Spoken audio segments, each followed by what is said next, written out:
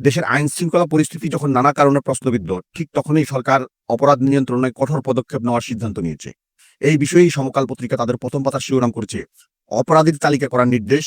পত্রিকাটির খবরে বলা হয়েছে, একের পর এক নৃশংস ঘটনা, চাঁদাবাজি, ছিনতাই এবং দলবদ্ধ হামলার কারণে জনমনে যে ভীতি তৈরি হয়েছে, তার প্রেক্ষিতে পুলিশ সদর দপ্তর সারা দেশে অপরাধীদের নতুন করে তালিকা তৈরির নির্দেশনা দিয়েছেন।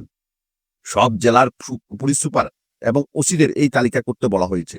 এর পাশাপাশি গত রোববার রাত থেকে সারা দেশে চিরুনি অভিযান শুরু করার সিদ্ধান্ত নেওয়া হয়েছে, যেখানে অস্ত্রধারী সন্ত্রাসী, চাঁদাবাজ, দখলবাজ এবং নারী ও শিশু নিপীড়নকারীদের গ্রেপ্তারে অগ্রাধিকার দেওয়া হবে।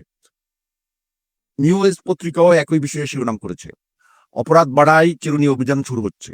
পত্রিকাটি জানাচ্ছে, স্বরাষ্ট্র উপদেষ্টা অবসরপ্রাপ্ত লেফটেন্যান্ট জেনারেল জাহাঙ্গীর আলম চৌধুরী এক সংবাদ সম্মেলনে এই বিশেষ চিরুনি অভিযানের কথা নিশ্চিত করেছেন।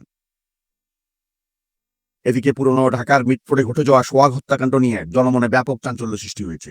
এই ঘটনা নিয়ে মানবজমিন পত্রিকার শিরোনাম, রজনী বোসলেন হত্যা, হাসপাতালের সামনে নিয়ে চলে বর্বরতার ভিডিও। প্রত্যক্ষদর্শীর বরাত দিয়ে পত্রিকাটি জানাচ্ছে, লাল চাঁদ ওরফে সোহাগকে হত্যার পরও খুনিরা তাকে মারতে মারতে মিটফোর্ড হাসপাতালের ভিতরে নিয়ে যায়। সেখানে তার মরদেহের উপর কিল, ঘুষি, কোপানো, এমনকি পাথর দিয়ে মাথা থেতলে দেওয়া হয়।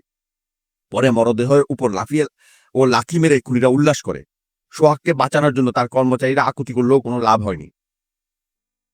আজকের পত্রিকা তাদের শিরোনাম বলছে, চিহ্নিত হয়নি পাথর দিয়ে আঘাতকারী। পত্রিকাটি জানিয়েছে, এই ঘটনায় 7 জন গ্রেপ্তার করা হলো।